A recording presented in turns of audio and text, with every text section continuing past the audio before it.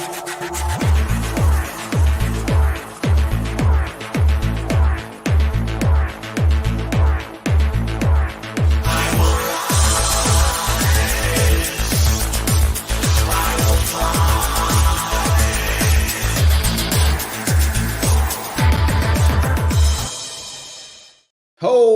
welcome to the Sharp Way Show. So happy that you are with me this evening, a little bit past 7 p.m. on the East Coast.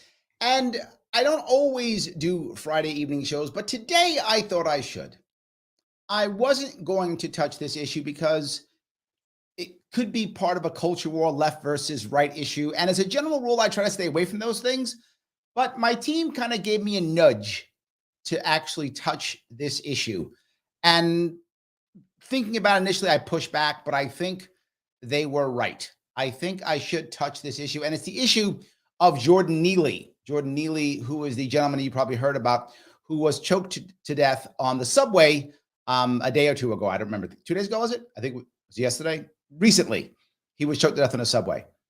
And people were saying to me, Larry, this is your city, you know, the subway, you got to say something. Could be a black right issue. Guy who did it is Marine. You got to say something. I didn't want to, but I am going to. And I am going to because I'm actually upset about this, but not for the reason that you might think. The obvious reason is someone is dead, and that's terrible. Of course, but that's obvious. Everyone can say that. I'm not brave to say I'm sad that somebody died. Everyone says that. I get it. And some people aren't worried about that, but I am. What I am annoyed about is two things. One, 2 lives are ruined. The person who's killed, who's dead, Neely is dead. And then the guy they're pinning it on, Penny, that guy, even though there are 3 people doing it, but they're going to go after him. Their lives are now ruined because our system is garbage. That's the truth. No one's actually saying that. 2 more lives are ruined because our system is garbage. That's correct. Both of these people are victims of the system. One died. One will probably either go to jail or his life will be ruined either way. But 2 lives are ruined because our system is garbage. I've been saying this for 6 years. I've been explaining how to fix the MTA for 6 years. I've been saying how to fix the homeless issue for at least 4, if not more. I've been talking about those 2 also. New budget just came out. Nothing's changed. Nothing's changed. And here's the worst part. People are using his death to join on their side. So either this is a lynching, and if you hear that as a lynching, that person is full of shit. This is not a lynching. That's not true. That's not true. The other thing is, of course, either it was a lynching or he deserved it. Neither of those things are true. And if you hear either one of those, you know these are ideologues trying their damnedest to make hay off of this, which is why I kind of didn't want to do this, because I was afraid, am I becoming one of those guys who makes hay off it? But damn it, so what if I am? This is my city. I ride the subway. I've been here. I'm born here, raised here. I live here. This is my city. And there are certain things we need to talk about. That's real. This was not a lynching, nor did he deserve it. Neither of those 2 things are true. It's something in the middle of that, but it's not those 2. And anyone who tells you those 2, shame on them. And the worst part is there are literally council people in New York City calling this a lynching and literally public figures saying he deserved it. How broken is our society that this is the norm and that me saying this, I'm the oddball. I'm the weirdo saying this. I'm the weirdo to say that it's not a lynching and he didn't deserve it. I'm the crazy one. I'm the crazy one for saying, let's wait till there's an investigation. For those of you who know, this also bothered me. For those of you who know what I do, one of the things I do to make actual money, right? Not just do this, to make actual money and pay my bills, is I consult. A lot of business consulting, but also sometimes I consult on criminal cases. And I recently did. And we got a verdict back. And the verdict was guilty. And the person was not guilty. How do I know they're not guilty? Larry, how do you know they're not guilty? Because I'm on a defense team and they tell us everything. I know exactly who's guilty and who's not. We're a defense team. They tell us everything. We know who's guilty and who's not. This person is not guilty. Their life's ruined. Thanks. That made me angry. Happened too many times. Bothers me how a system does that. The worst part is there are people who are actually lawyers, people who've been through the system who will say, he's a murderer. How do you know he's a murderer? You don't know what happened. You decide it's true. Or the reverse, to defend him so he's not a murderer, the guy deserved it. I tried to pick one person who I thought was going to do well for this. And I picked two people, AOC and I picked Candace Owens. Two different sides of the coin. I thought it would work. And I picked someone else from the Majority Report also. So it'll be interesting to look at real fast. And I want to bring up, and also Hochul. Hochul was the worst one. And the reason why Hochul, clearly you know how much I love Hochul, why she's the worst one, is Hochul initially said, when this happened, she said, well, you know, the subway's rough and actions have consequences. And that was the assumption that, well, the guy's obviously bad and beat people up, so he deserved to die. That was what she actually was saying. She went to deserved. Then when she realized, oh, that's not what my people like, I'm going to change. And then her next statement was, and I'm not making this up. You can check this. This is not me making stuff up. This is literally, you can check it if you care. Some of you who are in New York may care. She then said, well, he was killed for being a passenger on a train. Boy, did you swap. Because you have no actual principles. You have no actual sense of anything. And you should know better and shut your mouth until you know what happened. How about that? I know it sounds crazy. You could say, you know what? Let me see what happens. Let's give both sides and get the information out. What happened before we decide what people say? Well, it's on video. So it's on video, therefore it's true. It's on video, therefore we know everything. No. But of course, we also have the opposite. Let me, if I could, I'm going to show you a little bit of what Candace Owens brought up. She actually, of course, showed nothing but compassion, nothing but, love and understanding.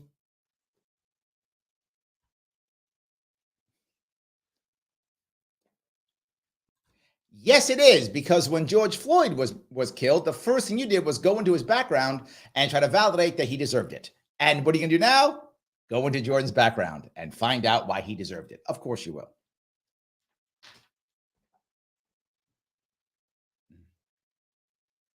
Oh, I'm sorry. Someone said can't hear it. Hold on. Let me go back. Maybe I didn't share it well. Let me see if I can share it well real fast.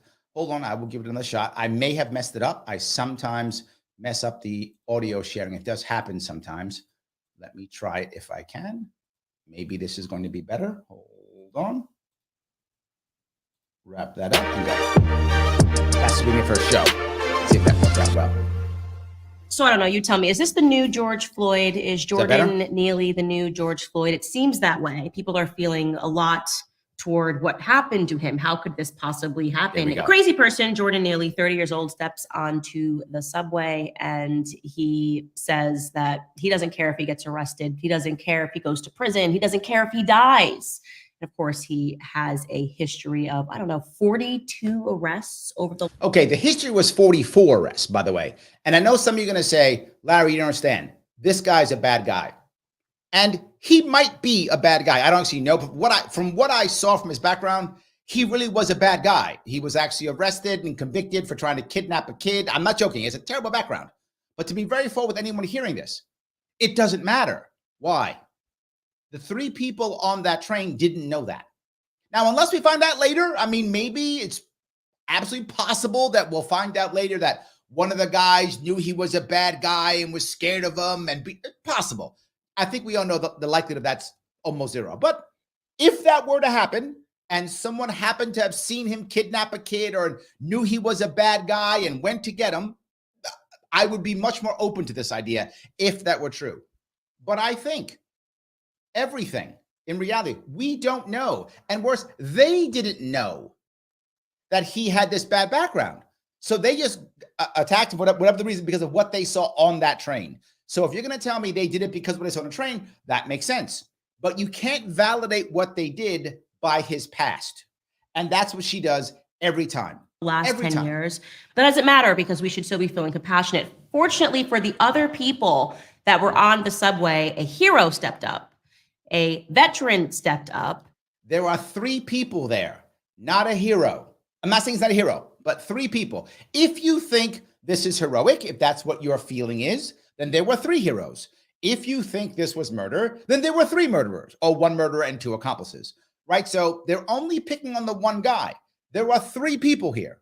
So either we have three criminals or we have 3 heroes. I would say neither. And subdued this man, put him into a chokehold because, I don't know, what do you think happens on a subway when a crazy person enters and says that they don't care what happens to them? It's terrifying. It's absolutely terrifying. Now, here's the part I do want to be very clear. She has a valid point in this regard. And what that means is it is scary if some guy comes on a train and starts saying the things. I agree. It is scary. My question is, did he actually threaten or come at somebody or that kind of thing? Right? But there's another problem here that really does bother me. And it'll make some of you upset, I know. But if you've lived in my city, if you've been in my city, then there's something that the system has broken in you. If you live in New York City, you will be bullied. That sounds terrible, but that's true. You will be bullied. It's how it works. If you could ever imagine a TV show, movie, something like that, to where the kid is the weak, small kid and he's constantly being bullied, and all of a sudden he turns around and he punches the guy or he punches the bully and we go, yay! That's often how we feel in New York City. I'm not saying it's okay. Again, this is a systemic issue, but I get it. I ride the subway too. And I got to tell you, I am tired of being bullied by 2 types of people in some form of uniform and criminals and thugs. Bullied constantly. Constantly. If you go on a subway, you are. And people say, that's not that bad a subway. You're full of shit. Yes, it is. I know. I ride it. I've been here for years. I was on subways in the 70s. I know how this is. There are people who just come on, blast their radio, and they used to have a big radio boombox. Now they'll blast their phone with whatever music they want, not care, not put headphones in, and blast. Everyone has to hear it. You can't say anything, because if you say anything, and this is the part that will drive those of you who aren't in New York crazy. If you don't live in New York, so this drive you crazy. If I go, shut that down, the crowd will yell at me. I'm not joking. If you live in New York City, you know what I'm talking about. If I go, dude, shut that shit down, they will attack me. How dare you attack him? Oh my God. Yes, guaranteed I get attacked. So you will get bullied by the people who are being bullied. That's how New York City works. So you don't say anything. You just take it. You just take it. That's how it is living in New York City, and it does drive you crazy. So sometimes I can get why somebody would be upset. Now, I'm not validating killing someone. I want to be clear about that. All I'm saying is this is never dealt with in the New York City subway or buses. It's never dealt with. So you have tons of people with pent up issues, pent up problems, pent up all the time. They're pent up, and now all of a sudden they crack. The question I would ask anyone who watched this, that guy, Penny, grabs gun and chokehold. Those other 2 men came up. Did they pull Penny off of him? No. Did they sit back and watch? No. They assisted him in a city that is notorious for literally watching women get sexually assaulted and doing nothing. This is New York City. Literally watching women get sexually assaulted and do nothing. Film it and just watch and do nothing. 3 men did something. I wonder why. I don't know why. I'm not defending him, nor am I defending Neely. I don't know. That is my point. Nobody knows. Candace doesn't know either. Neither does AOC. Neither does Kathy Hochul. None of them know. They don't know. What they know is this is a good thing to show off and make some points off of. And Candace is another reason to hate a black man.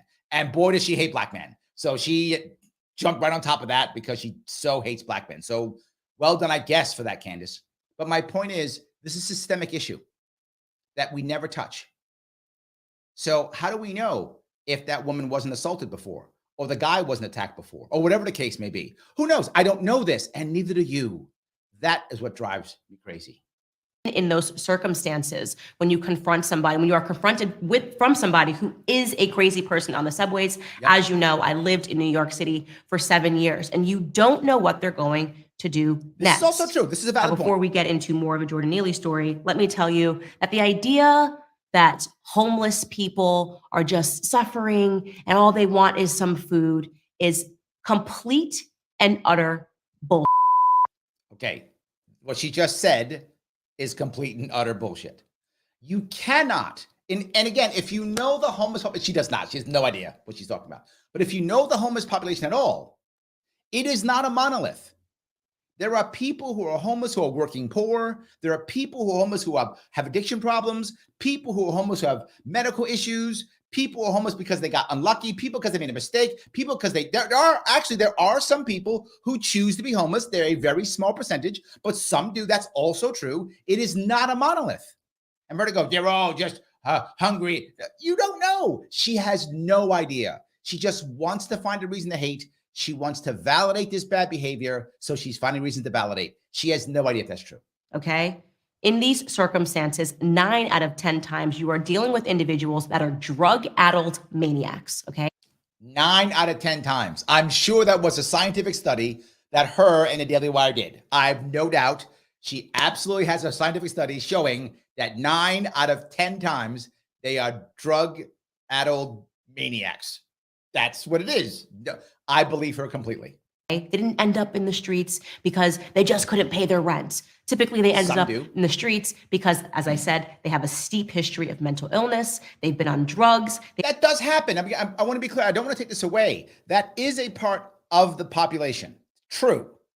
Not the entire population. They were willing. You've seen Intervention on A&E, right? They were willing to abandon their family and their friends. See, she's an expert. She watched Intervention on A&E. Done and done.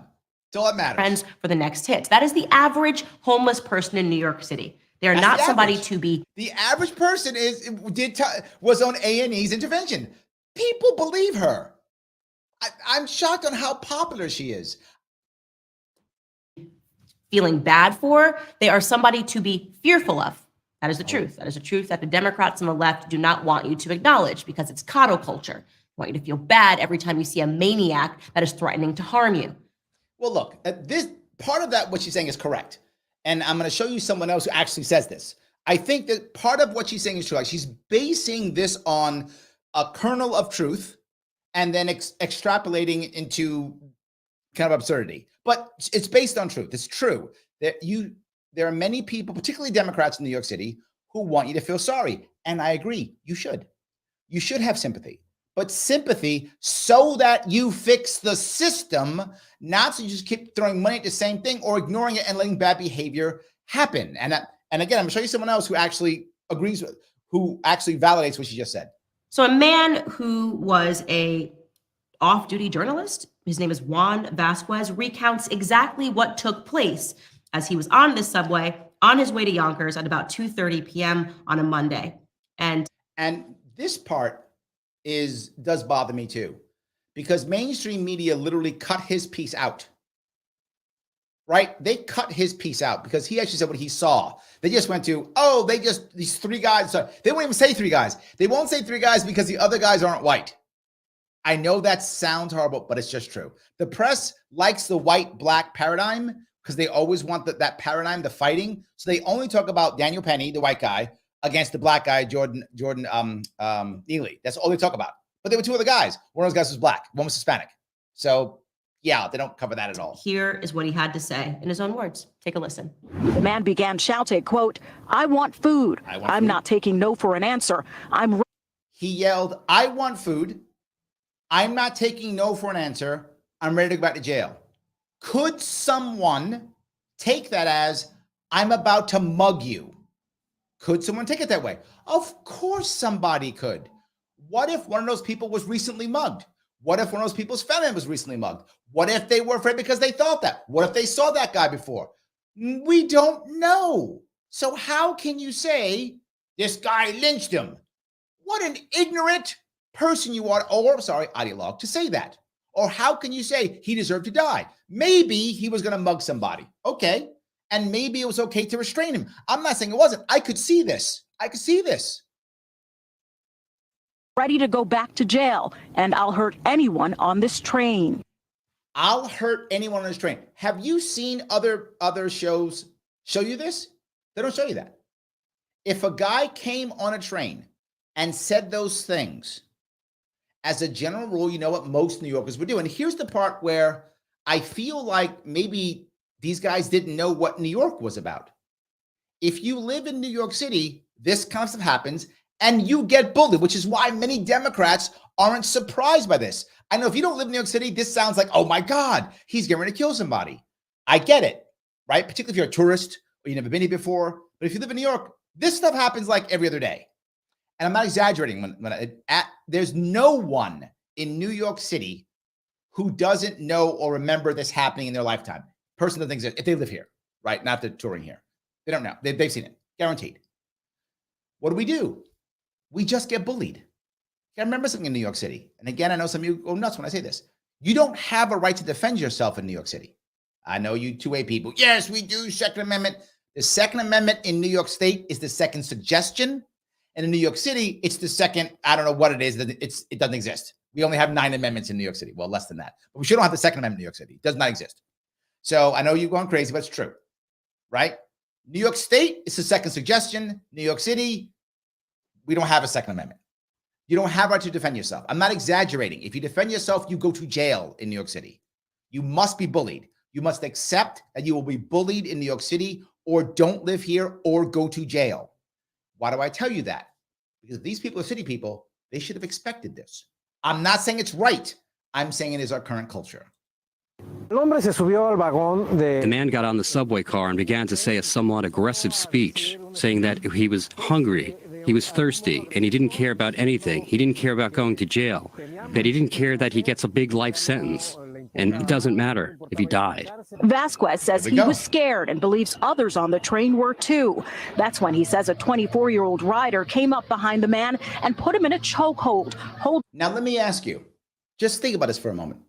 If everybody was scared, they was going to do something, and this guy gets up and puts him in a chokehold, why didn't the other two guys say, dude, get off him, stop? They didn't. Where is anyone there going, guys, stop, don't do this, stop? Who's saying that? Literally no one on that train is stopping him. Is that not odd? Is that not weird?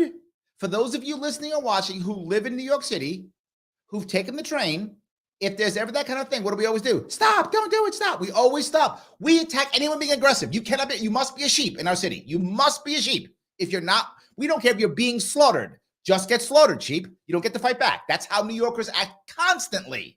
It is our way nowadays. Why didn't they stop him? They didn't. Two guys helped him. No one said a word. Clearly, people were afraid. I think that's true. Now, the problem is they say, well, Larry, he didn't deserve to die. I agree. But let me ask you a question. What if that guy, Daniel, instead of choking him, had gotten up and punched him instead? He punches the guy falls down, hits his head, dies. Would you be thinking differently? I think you would. I think the problem that Daniel made is he choked him. That was stupid. That was wrong. And that guy died because of it. That I think is true. No matter what the circumstance here may be, maybe they were scared, maybe they weren't. Who knows? It looks like they were scared. That's what it looks like now, but hopefully we'll get some information and know. He should not have choked him. That's true. Does that make it a lynching? No. Does it make it a murder? No. Could it be manslaughter? Maybe. That's possible. Could be assault. Maybe. Could be that. Could be self-defense. Yeah, if everyone there is going to testify, and who knows, they might. No, we were scared. He threatened us. He was going to kill us. What if they all say that? We all thought he was going to kill us. That's why we jumped on board. If that is the case, and again, we don't know if that's the case. This is okay then. Again, if that's the case. We don't know. But who's saying that? They're not. They're saying he deserved it or it's a lynching. Yet I just watch this and give you in 2 minutes, I can give you the idea of Maybe it's none of those things. Holding him there Like on I the know it's ground. 2 other men standing over them also helped subdue the man. Help subdue him. 2 other men helped subdue him. If there was fear, the people who were bluish or who were there, where he separated everything, moved from their place. I stayed sitting in my place because it was a little further away. But obviously those moments, He did nothing, which is what New York City people do. well, one thinks fear, one thinks he may be armed. He says that chokehold lasted about 15 minutes. Hold on, let me go back to this. Lewis, you bring up a very valid point, and this is my point, Lewis, right? Lewis says, I'm not going to feel sorry for a 43-time loser. I've been robbed at gunpoint. I know what its fear is. I understand many people in New York City have been that. I agree. And this is my point. Point number 1. Did they know he was a 43-time loser? My argument would be no, they didn't know that. So I can't, that aspect is irrelevant here. Whether he did bad stuff in the past, they didn't know, that's no aspect. But your second part's very valid. What if other people on this train have been robbed as Lewis has been? Of course they'd be afraid. Of course they'd want to stop him. Of course they'd be happy somebody jumps him. Like, yeah, jump him. They would help out, which 2 of them did. This is my point what Lewis is saying. A lot of people in New York City have been victims of crime. What if people on that train were, and they were literally afraid of it happening again? Whether he is a 43-time loser or never done anything wrong before in his life, doesn't matter. That part of it isn't relevant. So I do think we should feel sorry for all of them. If you've been arrested 44 times, as he hasn't gotten help either. So on that side of it, again, not validating his anger, not validating his threatening, I'm saying even he was failed by the system. Daniel was failed by the system. The writers were failed by the system. And Neely was failed by the system. They were all failed by the system. I'm the one trying to bring this up, that it is a broken system. But what are we talking about? Whether he was lynched or whether it was racial or how can I yell at people more? That's what we're actually doing. Yes. Julie says they didn't know if he was going to commit a crime or if he was just running his mouth. Also true. This is true. And this is my point. Was he saying things to where they actually believed he was going to? And you might go, it doesn't matter what they believe. It does. It does matter what they believe, Julie. I don't know what they believe. We don't know either. But if from what I see, some people believe that, again, why those 2 people actively get up and help him subdue the guy versus instead pushing him off or doing nothing, which is what most New York City people did. You see most of the riders did nothing. That's typical New York City. So I don't know, Julie. It's a great point. Joel says, isn't the chokehold a signature NYPD move? Sadly, yes. Joel, I wish you were wrong. Sadly, yes. I wish you were wrong, but you are not. Absolutely. So guys, I hope you, I'm not done yet. I got some more I want to deal with, obviously, but before we go there, if you don't mind, do me a favor, hit that like button. If I'm giving you info that you like, if it makes sense what I'm going through, and I'm going to hit another one right now if I can, then do me a favor. Let me get past those algorithms and hit that like button. If you're watching this on Twitter, please retweet this right now. It does matter. If you're on YouTube and you would like your chat to get to the front, please super chat me, help support the show. And I'm going to do something I haven't done in a while on this show because I think it does matter. And I want to try to make it happen. If you want me to keep trying to tell people how to fix this state so this doesn't happen again, because this is going to happen again, then do me a favor and support my campaign for ballot access next year in New York State. Head over to LarrySharpe.com/donate and give what you can give for that. If you're like, Larry, I don't care about your damn ballot access. Okay. Care about the show? It's for the show. There is a Patreon. I hardly ever talk about it ever, but you can if you want to. Head to patreon.com/sharpway. $10 a month is all I ask. I know it's a lot of money for some of you. If you can handle it, great. If you can't, no worries. Either way, I'm going to keep going, but it does make it easier for me and for the show. Patreon.com/sharpway. Or if you want to support ballot access, LarrySharpe.com/donate so I can keep crossing the state and crossing the country and be able to try to tell people how to fix this thing. It does matter. Let me keep going if I could for this one. Even with the train stopped at one point at the Broadway Lafayette station and the doors open. Well, most of the people left. If they open the door, the train separates and it leaves.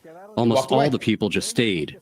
The ones who were there on the floor fighting, a couple who was standing in front of them stayed. Vasquez says no one thought the man would die, even after he went limp. So literally, these people are there on the train thinking no one would die. Literally, they didn't. This is New York NBC. This isn't like Fox or MSNBC. This is regular MSNBC local station reporting this. Bass arrived and performed CPR, but he could not be revived. I think no one thought that he was in a risky situation because he was defending himself all the time. All the time he moved. He tried to remove his arm, and then when they had it on his side, he kept kicking.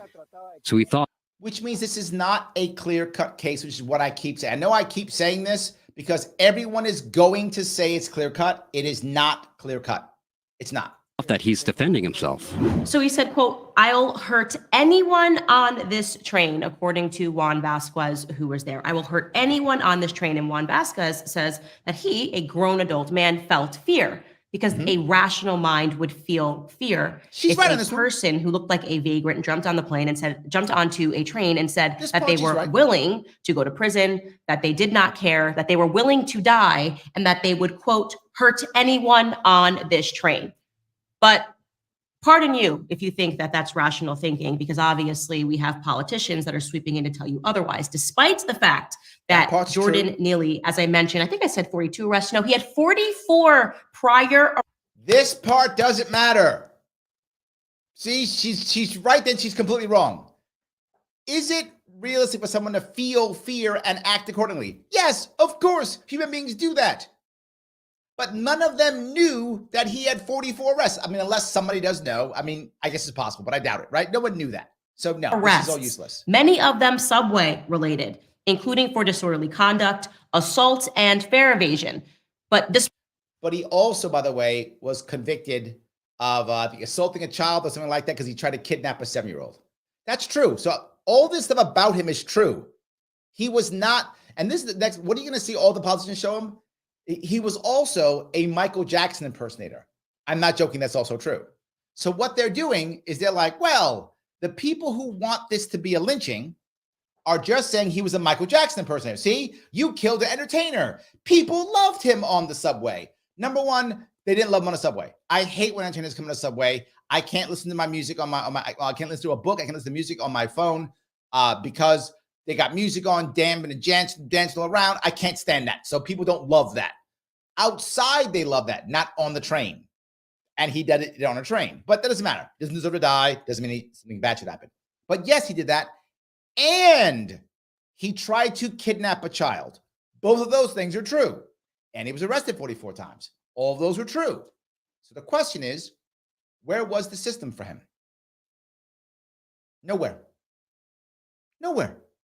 Where was the system for a man who was clearly that broken? Nowhere. Nowhere. It is obvious that this man needed a lot of help before he was killed. That's true. No question. Is she talking about that? No. That he's a bad guy, so he deserved to die. That's cruel. That's cruel. Now, I know what she's trying to do. You got to put the black guy down and make the white guy great. That's typical Candace Owens. I get that. She's on brand at least. Totally on brand. Well done, Candace. You stay on brand. Maybe that's why you're making so much money. You are on brand. But there's a huge but here. The system failed everybody. This was not a lynching, as the left will say. It's not. And he didn't deserve it, like the right will say. Despite that, despite all that, despite the fact that he had a history of threatening death, he had a history of harassing women, he had a history of screaming obscenities, despite the fact that his father says that he was a high school dropout who rarely took his medicine. Medicine for what? I don't know. Despite the fact that people online are saying that he's the same man that, according to this guy, jumped on me, grabbed my shoulders, and pushed me toward the tracks Sunday night. Now, here's one thing. If, and this is a massive if one of the guys who held him down was that guy, makes sense. But unless one of the guys was that guy, all this is irrelevant. And that's kind of all I want to talk about when it came to Candace Owens. She keeps going on. I can stop this already. You know what she does. She said that whole thing just to say he deserved it. It doesn't matter. And she says she has no compassion. What a horrible human being. Of course you should have compassion. Of course you should. You can have compassion for a person and still blame the system. You can have compassion for a person and still want to defend yourself. Of course.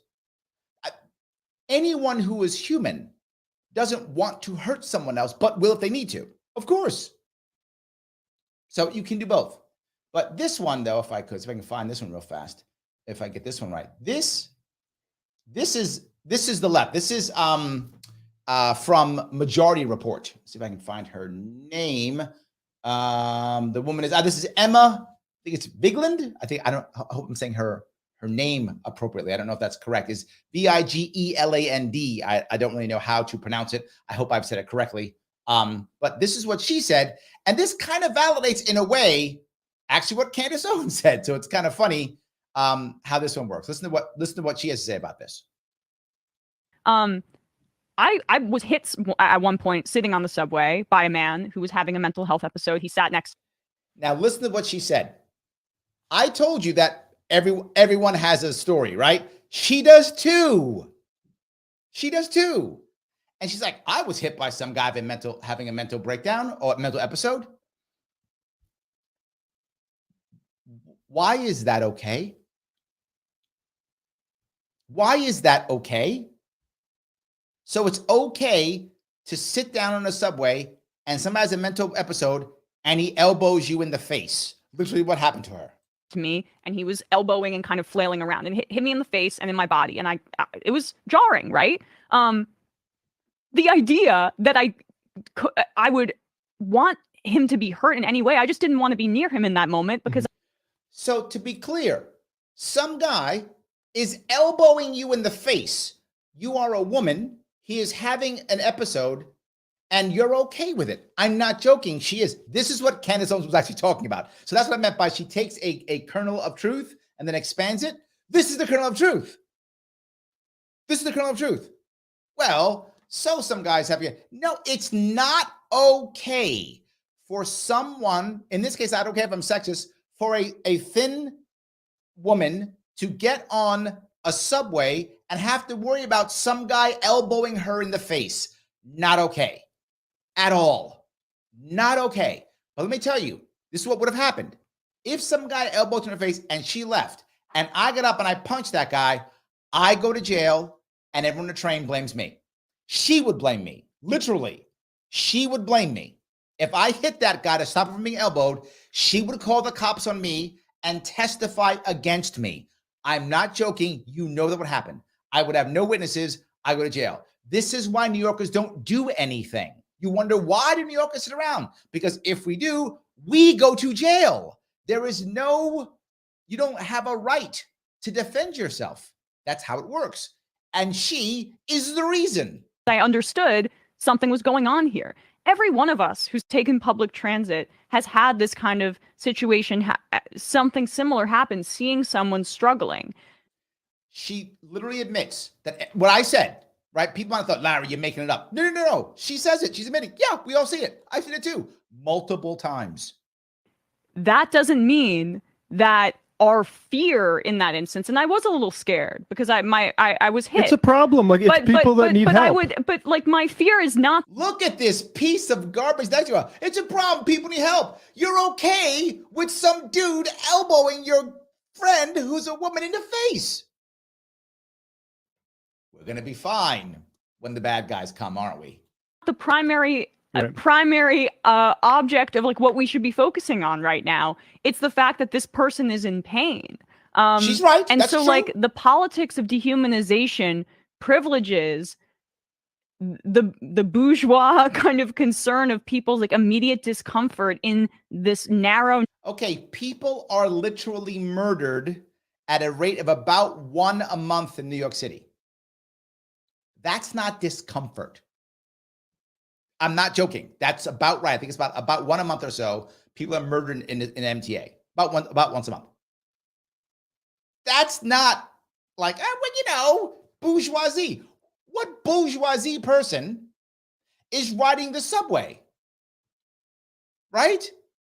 People who are wealthy have drivers or cars or take Uber. People who aren't wealthy take the subway. That's the reality of New York City. Well, people don't take the subway. They take Uber or they get drivers. That's how it works. That's how it's worked for decades. That's why it was a big deal when the mayor said he was going to take the subway to work. That was a big deal when Bloomberg said, I'm going to subway to work every day. That was a big deal because people of wealth don't ride the subway. So that's why it was a big deal. She is completely full of crap. Utterly not true. Utterly not true. It's not bourgeoisie to not want to be elbowed in the face. Narrow instance as opposed to larger humanity and life. It's really freaking twisted. Yeah, Okay, so why don't we try to fix the system, which is what I'm talking about. She has no plan, by the way, to fix the system at all. None. She just wants to vote Democrat, which is what she'll tell you to do, which is what this state and what this city has been run by for decades. Same issues, same problems, nothing changes, but she'll just keep doing it again and again and again. She won't stop in any way, shape, or form at all. That's the worst part. That's the part that drives me absolutely crazy. So yeah, I thought you guys might enjoy that piece, but let me keep going if I could. The part here that really does, I guess, bother me more than anything is nothing is going to change. Nothing. Everyone's talking about how they're going to fix things and how things are bad. What's going to change? Nothing. And this is the worst part of AOC. AOC said this is a murder. Murder. How do you know that? And now everyone's doing that. People in this city go to jail when they're innocent all the time, literally daily. I'm not joking. Literally daily, people go to jail who are innocent all the time.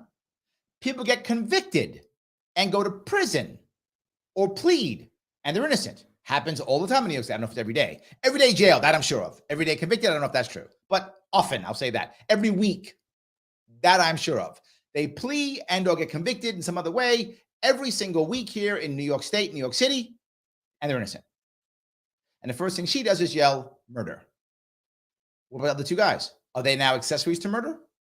If it was a lynching, all three of them, are they all now lynchers? Is that a word, lyncher? Whatever. Are they all lynchers now? No answer, because she doesn't have to have an answer. All she has to do is be upset. That's it. She'll fix nothing. She'll have no idea to fix anything. She still won't show up in New York City. She'll still hang out in DC or whatever she's doing. She won't come up here to do anything. She'll just sit here and say, when can I get my picture taken? Look at how I can be cool on Twitter. That's what drives me crazy. So you're saying to yourself, Larry, okay, you're talking trash. How are we going to fix this? If you remember, just last year, I brought up the concept. I've had concepts to fix this forever, but here's what I brought up last year. Remember the idea of the carrying caboose? Remember that idea? Every other train, the last car of every other train is the carrying caboose. It is sponsored by pharmaceutical companies or companies that are in trouble, want to make themselves look better, right? You had some problems, so now you want to look good because you're an environmental company, whatever, sponsored by a company. And in there, in that last car, security that's not cops, because many homeless people and who people are addicts are afraid of cops.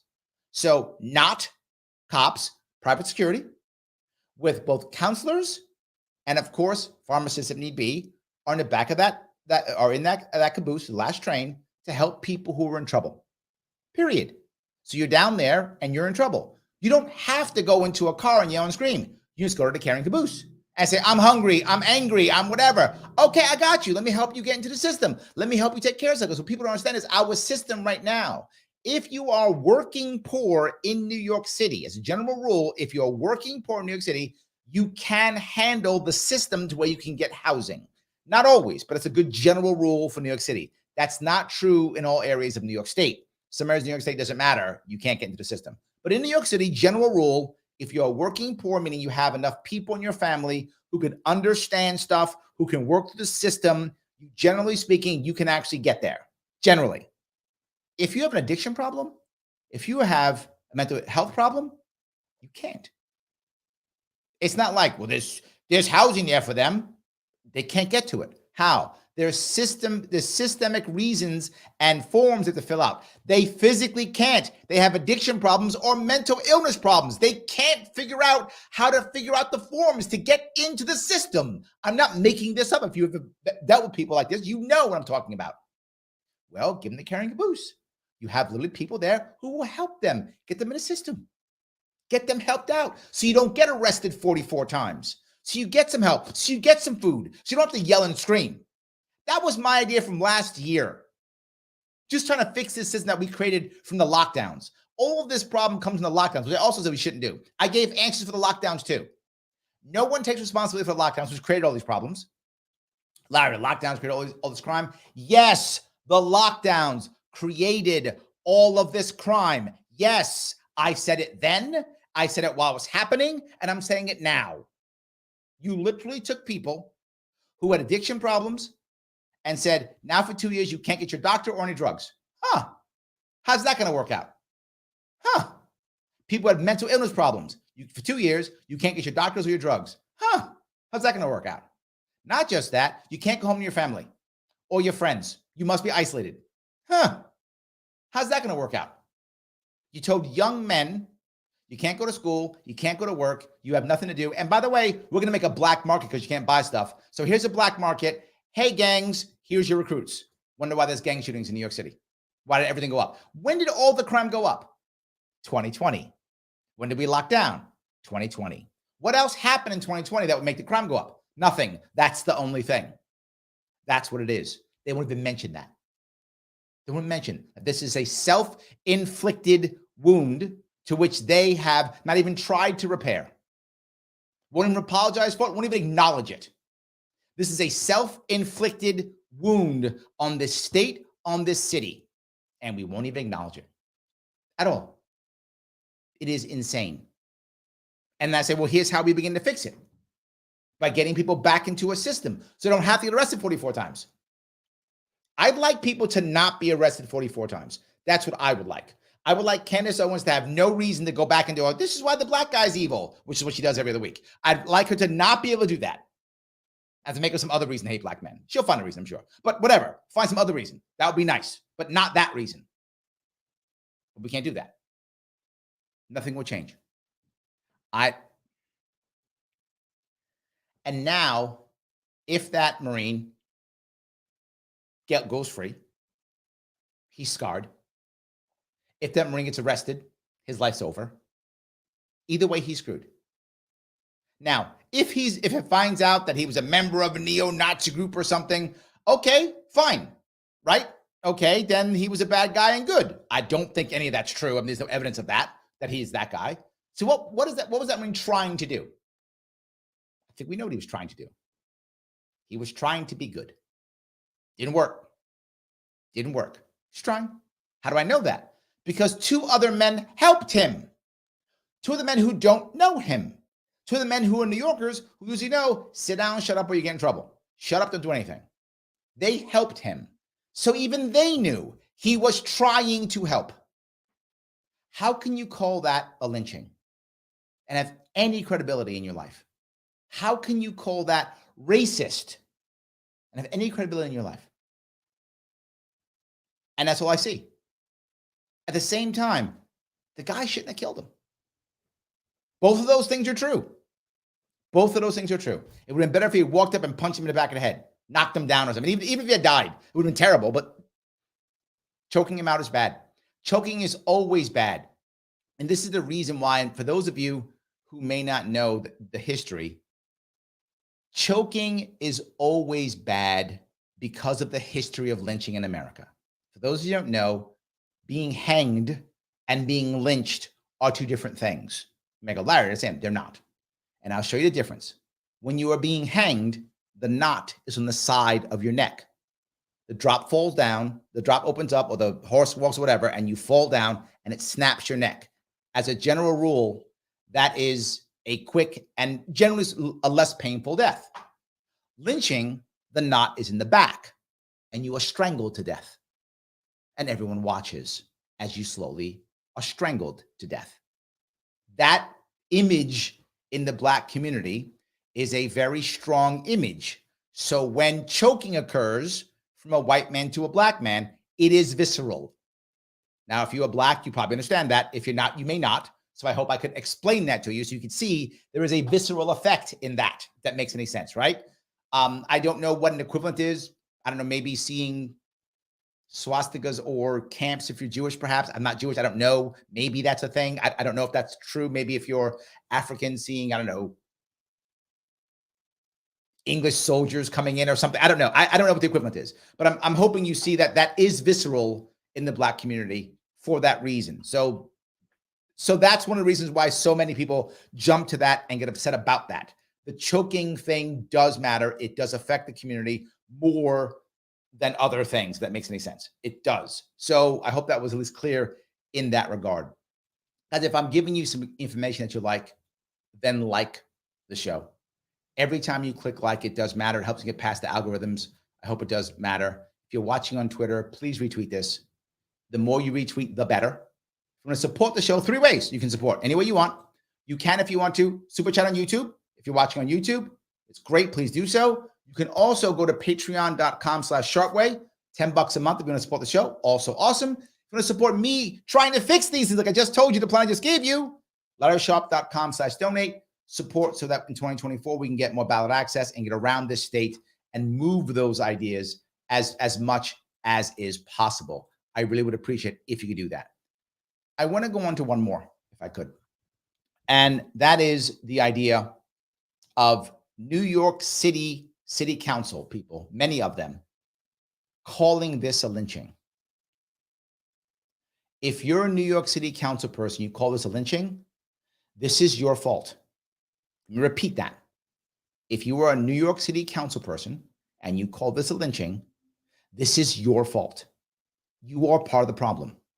You're supposed to be fixing this. You're supposed to be making things better. You're supposed to be making a system to where a guy doesn't get arrested 44 times, doesn't have to go into a subway and yell and scream, and where people don't feel like they're tired. Because I got to tell you, I'll say this again, and this is the part that people don't want to understand. New Yorkers, city for sure, state too, but surely city, we are bullied daily. If you live in this city, you get bullied, right? You got guys out front, honking their horns all night long. You got cops with their loud and with their excessively loud sirens, making sure you can't sleep at night. And you can't do anything about it. Nothing you can do about it. You got thugs who get in your way, stop you. She says it. Emma says you got people elbowing you in the face in the subway. You can't do anything about it. You saw that bodega guy. He gets assaulted. He defends up with a knife. He goes to jail. You can't own a firearm in the state. In the city. You are going to be bullied. And he said to yourself, wait a minute. Why do you live here? Well, 1, it's my home. It is. 2, there's still great opportunity. It's still a beautiful city. Lots to be done here. However, living here is challenging.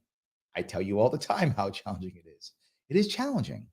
So at one point, some people just get fed up.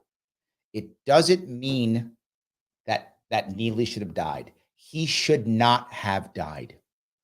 He did not deserve to die for that. Maybe if he was kidnapping that kid and someone killed him, it'd be okay, right? Because he did do that. So maybe then, but not for this. He deserved to die. Didn't. But it doesn't mean it was a lynching. Doesn't mean it was a murder. It means our system has to change. And I will ask you, who is talking about changing the system? Nobody. The right is going, well, it's bail reform. That's the issue. You should just lock them up longer. That's the right. The left is, we should have more money for programs. We have a $230 billion budget in New York State, $100 billion more than Florida, $100 billion more than Texas, and both of those states have more people than we do. By lots. More people than we do by a lot, by millions. They have more people than we have by millions, and we have a $100 billion larger budget than them. And we have the biggest finance sector in the country. And we still can't do it. No one's solving anything. They're using this again to just divide us even more. If you are a city council person and you call this a lynching, you are the problem. You. Look in the mirror. Who can I blame? Look in the mirror. That's the person. You won't fix the system. And these are the same people, I guarantee you, who, if it was reversed, would be like, you can't charge that man. You don't know what's wrong. You don't know what happened. You have no idea. You would just say that. You don't know anything. You don't know. You don't know. But then this guy, it's automatically, he's dead. He's automatically a murderer. No. This has to be fixed. And it's a systemic issue. I gave you one idea. There's many more. I talked to you about simply allowing just allowing, not changing the system, allowing nonprofits to build specialized housing in New York City that people who are in any specific demographic, whether it's single men, whether it's veterans, whether it's single mothers, whatever it may be, people who are just addicts or people with specific mental illnesses, whichever, to go there, charge 1/3 of their income as a rent. If they're making no money, then it's zero. If you make $100, it's $33. It's 1/3 of whatever they're doing. They get to stay there. You say, Larry, why does that matter? Why can't they stay in shelters? This is going to sound stupid. I'm going to tell you why. Because you can't have drugs in shelters. You may go, Larry, that's a good thing. It's a terrible thing when you have people who are either addicts or mentally ill. They require medication if they are mentally ill, and if they're an addict, they got to get their fix. So they're not going to stay there, are they? Larry, you're saying you want to allow drugs? I want to allow a private organization to do what they think is appropriate, and they're better. Nonprofits know how to deal with this issue. And whether they're going to give them some other thing, like they're going to give them methadone or something to keep them busy or something like that, let them. We don't do that in New York City. New York State's against the law. You can't do it. You can't do it.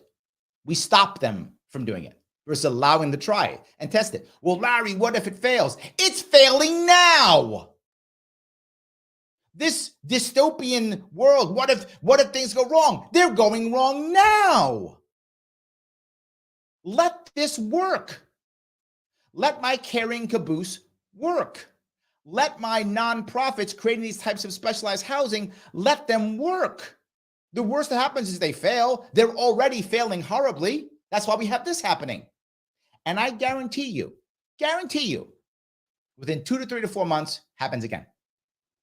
No change. All they do is say, we got to have more laws, more laws, more laws. They'll make more laws and change nothing. There are people who are hurting. There are people who are failing, and all we do is blame them or the person who tries to defend themselves from them. That's what we do. We blame them or the person who tries to defend themselves from them. We never blame the system. This is a systemic problem. I know I yapped a lot today, guys, but it bothered me a lot. And I want to bring up, Buddha Black says, the blame game is not productive. Yes, you're correct. Change. Now, again, I'm not saying that Neely should have died. He should not have died. And this was not a lynching. And it was not a lynching. And the last part I'll say is, we don't know exactly what happened. Let's stop acting like we do. Supposedly, we're supposed to be innocent unless proven guilty. That's what they say. But no.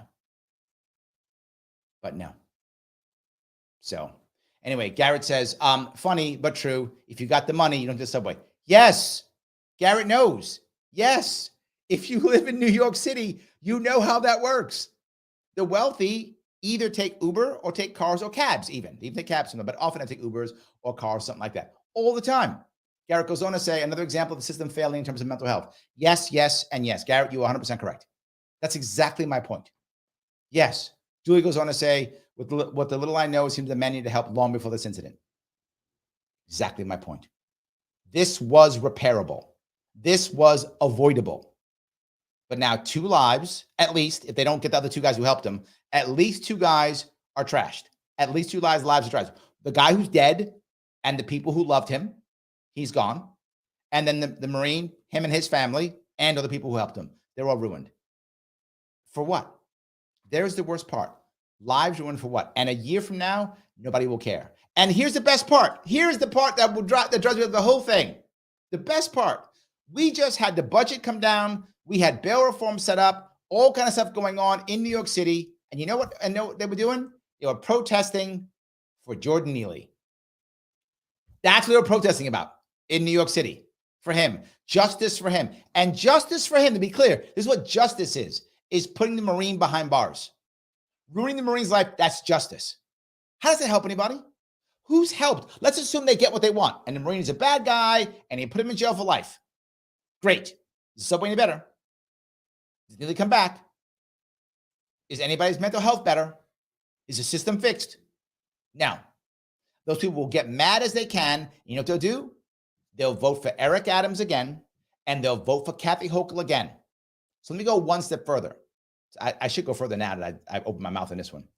If you are a city council person and call this a lynching, it's your fault.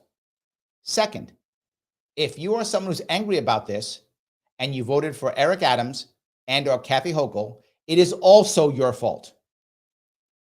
Yes, they were around the whole time. What did they change? Eric Adams was the borough president of Brooklyn for years before he was mayor. What did he change? Nothing. Nothing. Kathy Hochul was governor before this, lieutenant governor before that, and she was in the Senate, in the Congress, and in state government. What'd she change? Nothing. Nothing. They have changed nothing.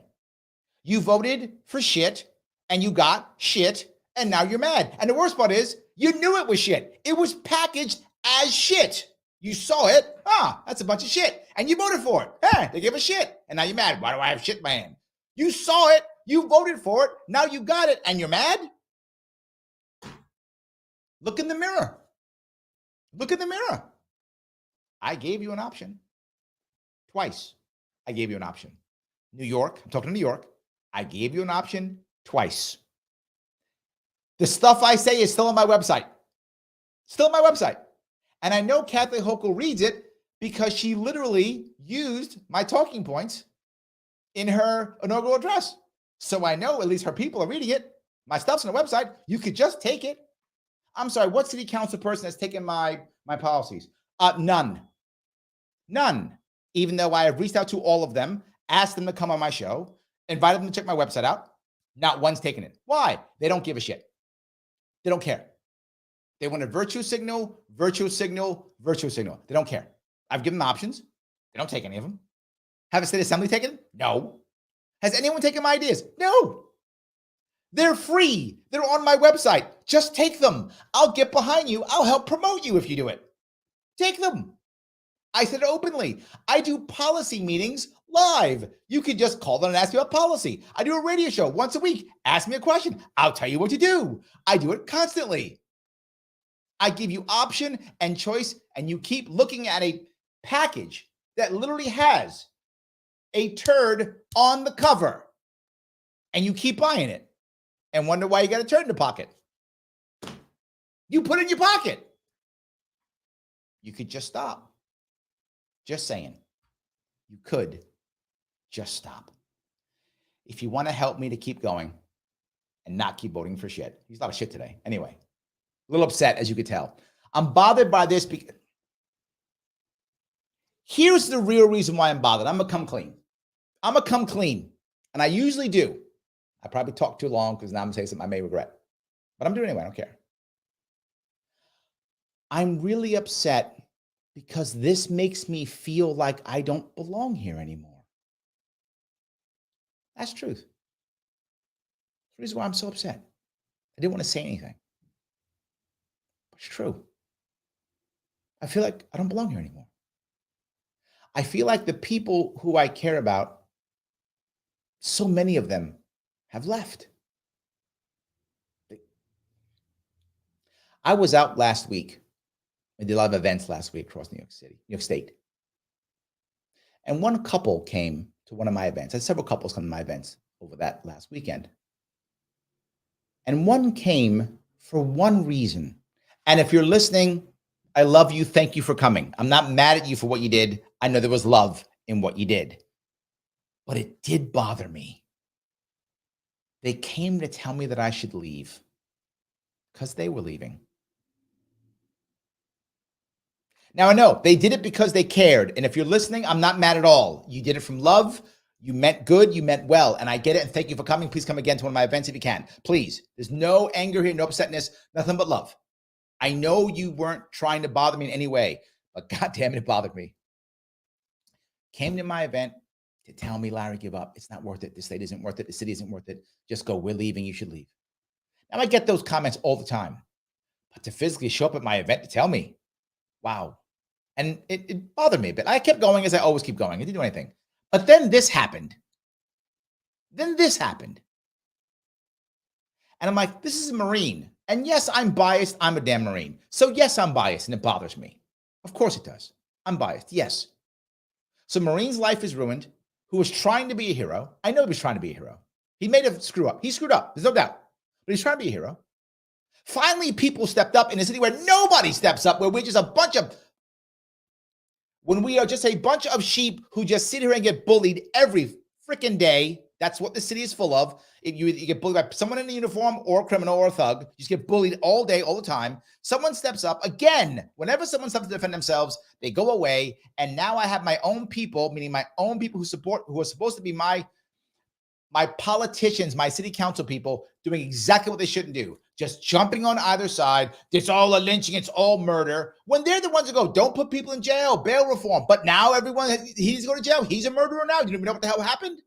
Or other people like Candace Owens going, oh, no, don't worry. He's a bad guy. He deserved to die. He deserved to die because he had 44 arrests. No, he had 44 arrests because our system is garbage. We never repaired it. That guy should have either been locked away someplace or helped in some format or something. We did nothing. So it makes me feel like I don't belong here anymore. I don't like that feeling. It bothers me because I don't like that feeling. And for those of you who've left New York State, you've already felt it. You felt like your state left you and you had to pack up and leave some other state. And maybe you feel good now because you've left, but I know you didn't feel good leaving. That's why you left, because you didn't feel good. And man, it bothers me. It really bothers me. I'm sorry, maybe a little bit further.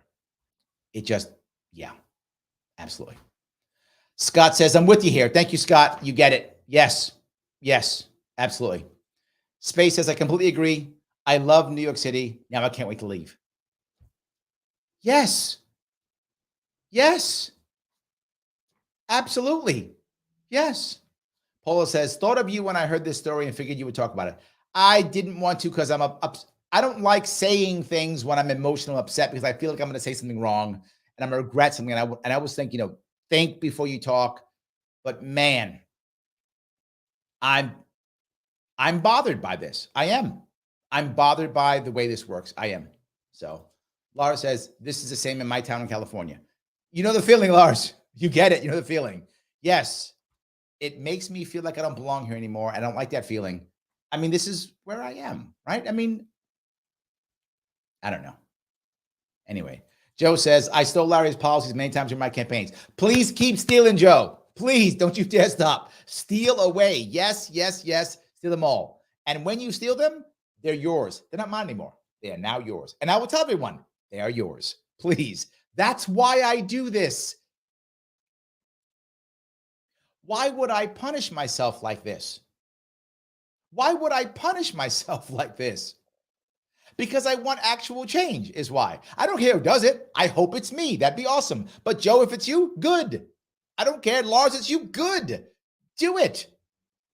I'd like to have a better country, a better state, a better city. That's what I would like. But maybe I'm asking too much. I hope I didn't go too far with you guys. It's a personal thing that really bothers me. It makes me feel like I should be leaving. I don't belong here anymore. But I don't want to abandon my city. But I feel like it's abandoned me.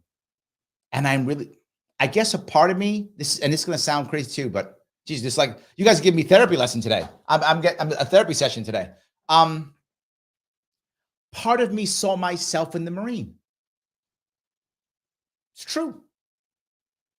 There are so many times where I wanted to say, I remember I did when I was away for many years in Marine Corps for 10 years. I was gone for a bit, came back. When I came back to the city, I was like that guy. I used to say things. That's how I know what happens, because I was the guy who got yelled at. When guys would step on the subway, I would say, guys, stop, get out of here, stop. I would be that guy. I'd step up. I'd be that guy. And my God, I got horrible looks. I got people yelling at me. I had women get in my face yelling at me because that guy has a right to speak. I'm like, he's yelling profanities and there's kids around. He has a right to speak. And they would yell at me. And I'm like, okay, I guess I'm the bad guy. I literally thought I feel like I was the bad guy. Around 2016, 2015, that area, I just stopped. I fell into the same thing of just shut up and say nothing and just be a sheep.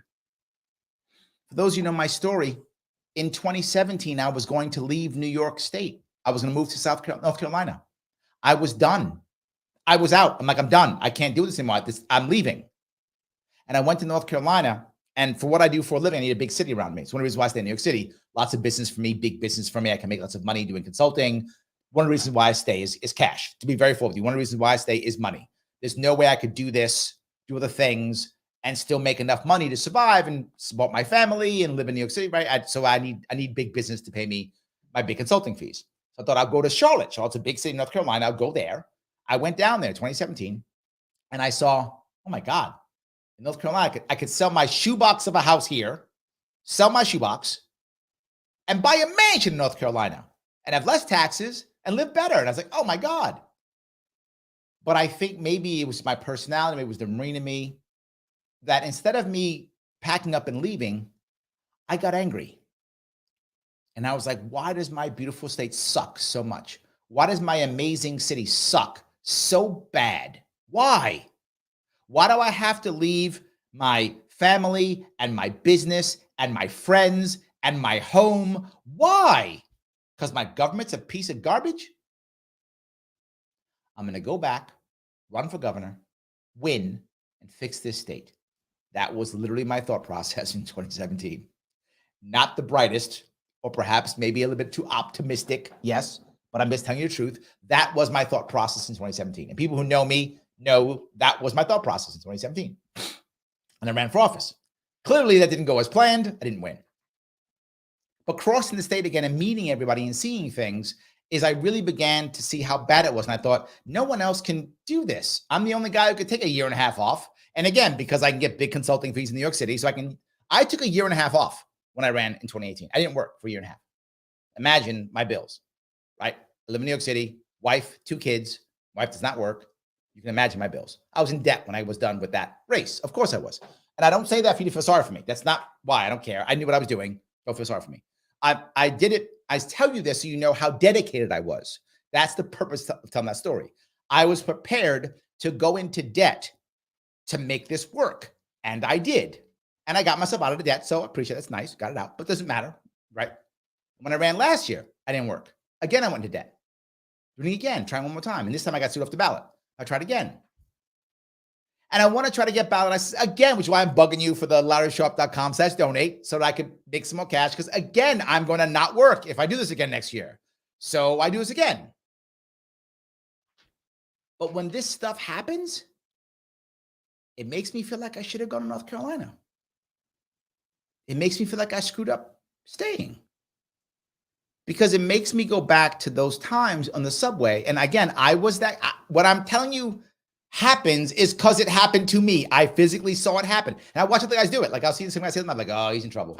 I'll sit in the subway and somebody will be like, hey, guy. And I'm like, he's in trouble. And I'll just watch the mob destroy him. Just watch them. Or worse, if the person who has an issue gets mad at him, watch him just move away and let him get beat up. Like that's New York City. That's how it works. And so I was that guy. And now I'm starting to feel, is the whole state that way? Like, as I say things, they're like, Larry, shut up. Shh, be a sheep. Just be a sheep. Why are you talking? Be a sheep, shut up. And I get that feeling sometimes.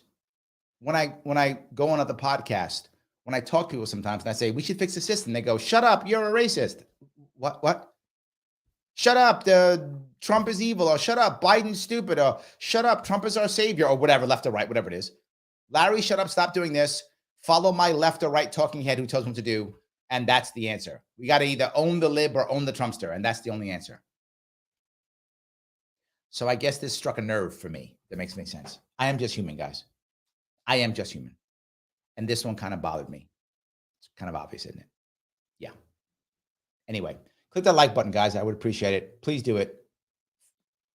If you're watching on Twitter, retweet this. The more people who see this, the better.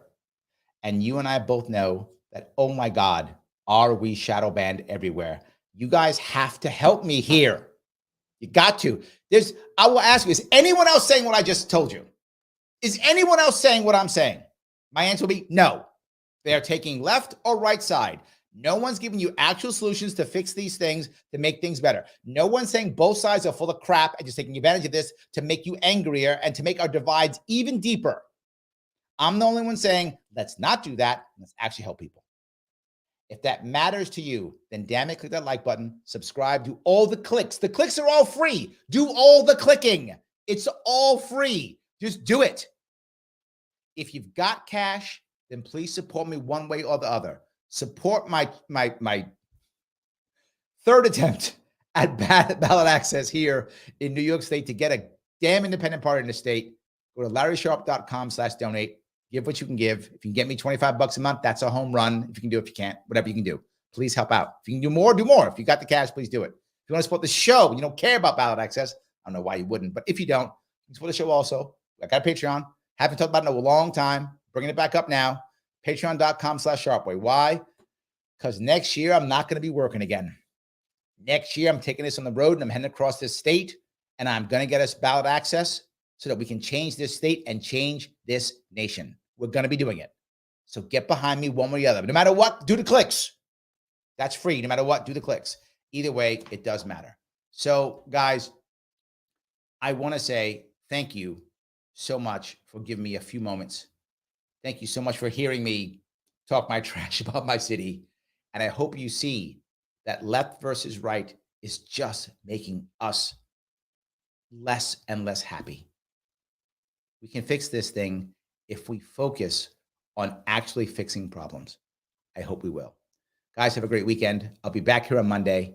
I will see you all very soon.